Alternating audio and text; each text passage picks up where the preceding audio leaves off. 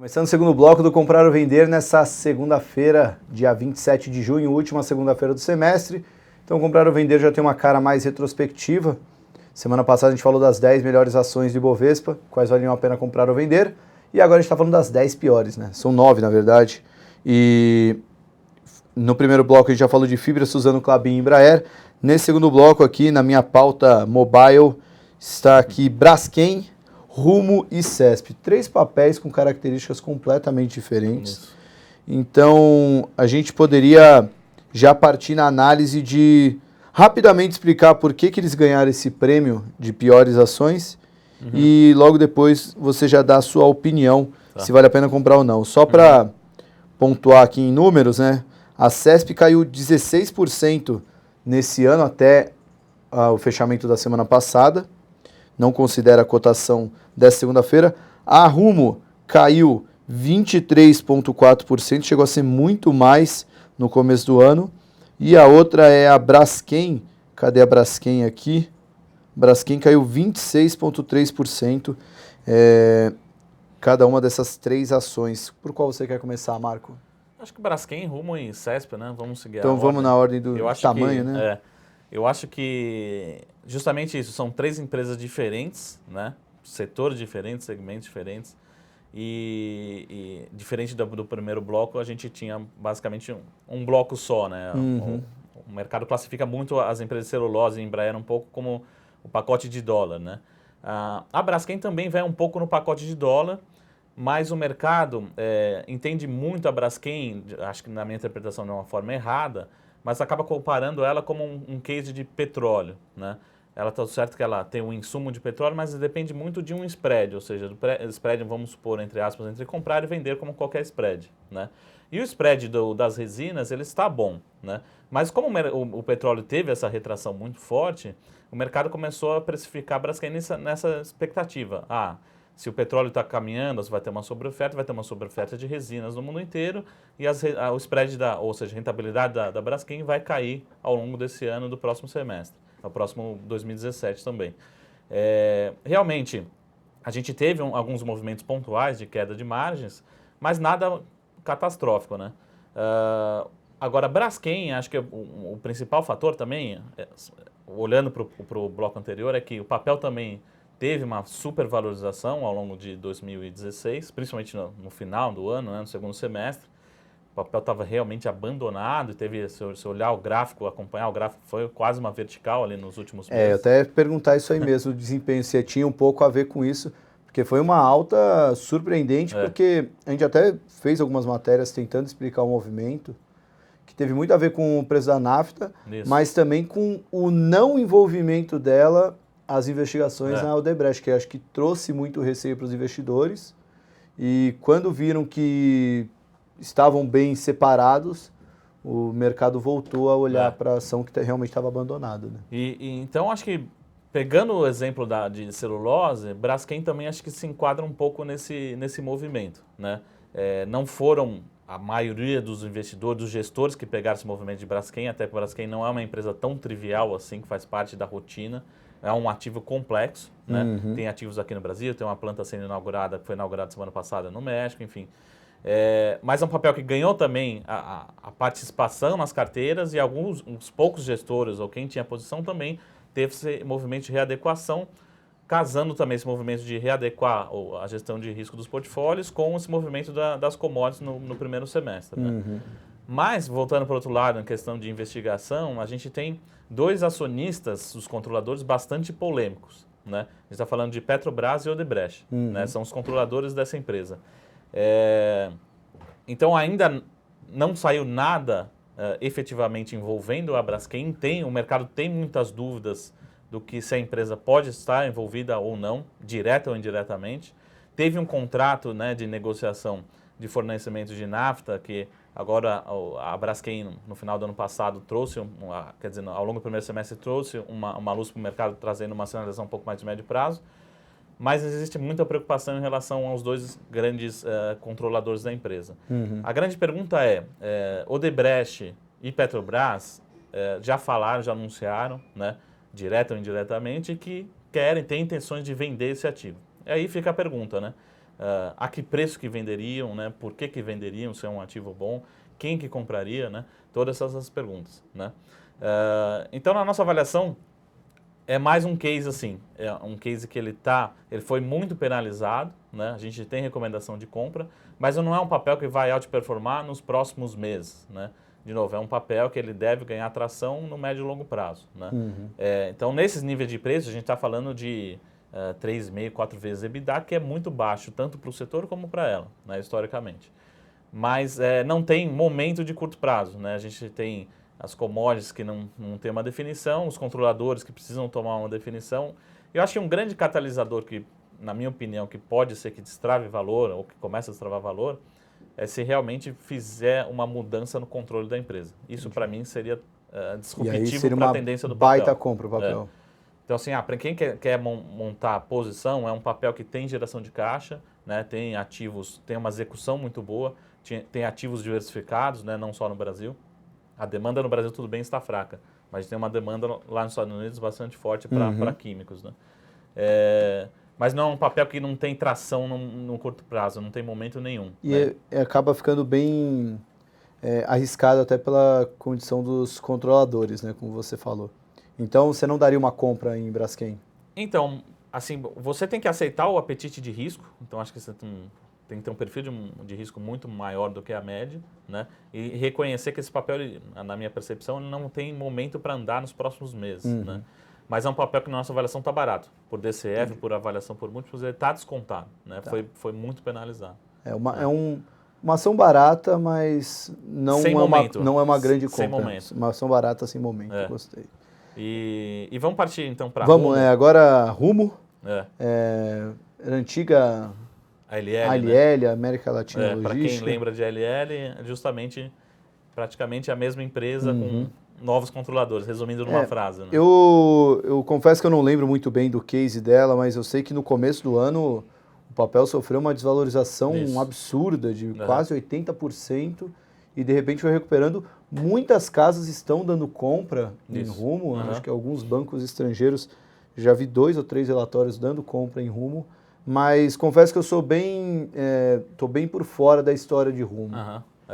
O Rumo é um caso interessante porque, assim, eu acho que assim, é aquele case que todo mundo estuda na escola, né? Assim, na faculdade de administração, de economia, assim, tem tudo para acontecer, né? Não faz sentido o Brasil ter essa matriz de transportes como o Brasil tem comparado com os Estados Unidos, com os países continentais como existem, né? Então não existe, faz tudo sentido existir uma matriz férrea, né? Transporte ferroviário aí e não ter mais essa matriz de rodoviário, né? Agora, o que precisa acontecer para essa empresa, principalmente agora no nome de Rumo, tem investimentos muito pesados. Ela tem uma programação de investimentos muito pesados. Se você fizer uma análise lá de EBITDA contra o CAPEX, ela não paga a conta, ou seja, vão ser 4 anos pelo menos para frente consumindo caixa, né? Então, o que aconteceu lá no primeiro semestre, né? Todo mundo sabe dessa informação, o mercado inteiro sabia dessa informação, ou seja, é uma empresa que não está gerando caixa, ou seja, pelos seus motivos, mas é uma empresa que valeria muito pouco o equity, que é uma empresa que não gera caixa ou que vai gerar caixa daqui 5, 10, 15 anos, né? E aí o controlador anunciou um aumento de capital, só que esse aumento de capital ele não foi muito feliz, ou seja, ele acabou não acontecendo. O aumento de capital foi muito pequeno, foi inexpressivo, que não resolveria muito a situação da empresa, e o mercado penalizou mais ainda o papel, né? Passaram-se alguns meses, os controladores se reuniram novamente e vieram com um aumento de capital robusto, né, garantindo uma grande parte de uma parcela do aumento de capital. Só que aí sim, esse aumento de capital praticamente transforma a empresa, né? Ou seja, fala assim, pô, o que ela precisa é de CAPEX para trazer retorno para os acionistas, né, fazer a empresa acontecer. E o controlador falou assim, ó, quanto que vocês precisam, a minha parcela eu garanto está aqui, né? E aí, a partir essa foi uma colocação privada que a empresa fez, ou seja, apenas um grupo de investidores fez, a pessoa física não teve acesso a essa oferta, né? E para quem participou, os investidores institucionais que participaram estão ganhando muito dinheiro nessa ação, né? Ela foi muito bem precificada para esse aumento de capital, né? E aí sim, se a gente olhar para o longo prazo, para a expectativa que essa empresa está passando, e aí é uma avaliação bastante simplista da nossa parte da Upside, né? Para quem quiser, tem relatórios detalhados sobre o case da Rumo.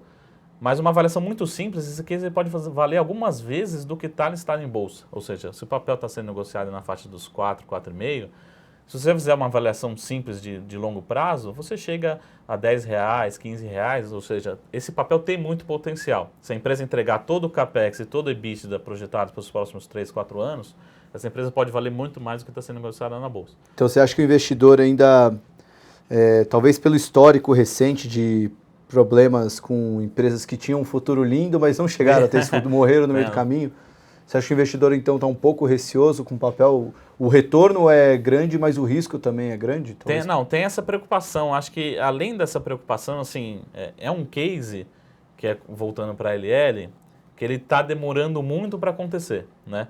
Além de tudo, a gente não pode esquecer que isso é uma concessão. Quando a gente fala de concessão, a gente tem a preocupação, que a gente vai falar um pouco de CESP, em relação a concessões no Brasil, né? Realmente os modelos são muito bons, mas a gente tem muita incerteza em relação às possíveis intervenções nas concessões, né? Então, acho que tem vários fatores de risco aí relacionados ao case de LL. Não é um case trivial, né? Não é um case assim que você fala assim, vou comprar 4, vou vender a R$8, tem muitos riscos envolvidos, mas ao mesmo tempo é uma balança, né? Você tem muito upside, muito potencial de valorização nesse papel. Ou seja, é uma empresa que tem tudo para acontecer se ela conseguir ir ao longo do tempo e mensurando esses riscos, diminuindo esses riscos. Se o Brasil ajudar também, né? Porque a gente está passando por um momento de transição que a gente está quase que na hora que é para ver se vai ou racha mesmo, né? Então, se a gente conseguir de fato entregar uma reforma econômica interessante que traga o Brasil de volta para os trilhos, aí os juros possam voltar a cair, investimentos possam voltar a aparecer, talvez seria um papel interessante. O problema é... pela sua análise, eu senti assim, a Rumo é uma empresa que tem tudo para acontecer se o Brasil mudar. O problema é que o Brasil nunca mudou, né? Então, fazendo já uma metáfora, tem que levar o Brasil para os trilhos, né? Exatamente. A LL, Rumo, os trilhos, realmente. Então, podemos resumir a análise como é uma compra assim, bem leve. Lembrando que é uma small cap, ela tem menor liquidez do que a média do mercado.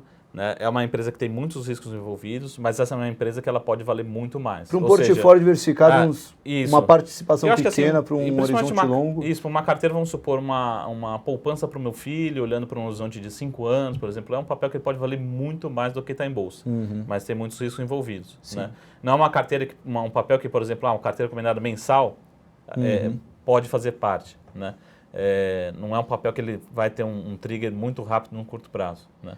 Tá. Antes da gente passar para a última análise do bloco, queria já elogiar a sua análise, porque deu para ver que a galera está prestando bastante atenção mesmo. Primeiro é o silêncio. Não é normal ver esse chat tão parado, que eu não costumo comentar o chat, mas é que geralmente vem muita coisa e o pessoal ficou parado. Aí um espectador falou o que ele falou de papel celulose, que eu não vi o primeiro bloco, e fizeram uma análise, até eu lendo aqui, eu falei, puxa, vou até copiar e colocar na matéria que está perfeita, que não vou ter nem o trabalho de falar de Klabin, falou que você prefere Suzano, que Klabin Valuation está mais caro, Suzano está com caixa alto, tem que ver o que vai fazer com o caixa. Enfim, pô, que bom ver que está sendo bem reconhecido o programa já, só pelo feedback dos internautas que estão vendo no chat. Bom, último papel do bloco agora vai ser a CESP, só vou pedir para a gente ir um pouco mais direto para dar tempo da gente falar da JBS e BRF. Vamos falar de CESP. Na verdade, assim, os ativos como um todo de energia, eles são sempre relacionados, se for pensar de uma forma geral. Primeiro, historicamente, eles são, sem pensar na MP 579, que foi disruptivo. Mas se olhar de uma forma geral, são empresas pagadoras de dividendos, que geram muito caixa, que ao longo do tempo vão diminuindo os seus investimentos, enfim. Mas nesse curto espaço de tempo, nos últimos 12 meses para cá, a gente teve principalmente 2 fatores. A atividade econômica piorou muito, ou seja, a demanda por energia caiu. Né? Que era algo até impensado, né? Porque o país tem que estar sempre crescendo. E somado a isso também, a gente teve uma notícia que foi positiva para o país, mas negativa para o setor, que foram a volta das chuvas. Né? Sim. Ou seja, os reservatórios subiram, o preço de energia voltou a cair, né? Então, o setor acaba sendo prejudicado, assim, precificado com essas 2 variáveis. Ou seja, eu acho que esses papéis, para a gente, a CESP foi fortemente penalizada aí também por conta de concessões, que ela perdeu lá por conta da MP. Enfim, e também acho que o mercado penalizou um pouco em cima dos resultados que tem saído um pouco mais fracos por conta da atividade econômica, mas CESP nesse preço está sendo precificada a múltiplos bastante atraentes, ou seja, essa penalização para a gente foi excessiva, né? E aí começa a abrir uma oportunidade de compra. No setor de utilities a gente prefere, não empresas de energia, a gente prefere essa BESP, é o nosso principal buy para o setor, né?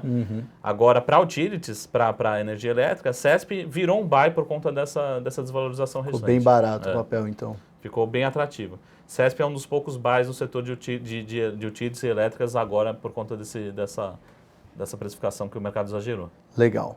Bom, vamos encerrar esse segundo bloco. Já falo que eu estou bem animado porque no programa da semana passada a gente pegou os melhores papéis e vocês não deram compra em quase nenhum. Agora já deu compra em CESP, em Rumo, em Suzano e a Embraer foi uma compra... É um case, mas assim, dentro do case dólar, do campo dólar, a gente prefere para longo prazo o Suzano está mais descontado. Legal. Bom, e qual foi o primeiro papel que a gente viu nesse bloco? A Braskem, que você também deu uma compra mais... Braskem com ressalvas os controladores. Bom, final do segundo bloco, agora no terceiro bloco a gente vai falar de JBS e BRF. 30 segundinhos, a gente já volta. Fique ligado.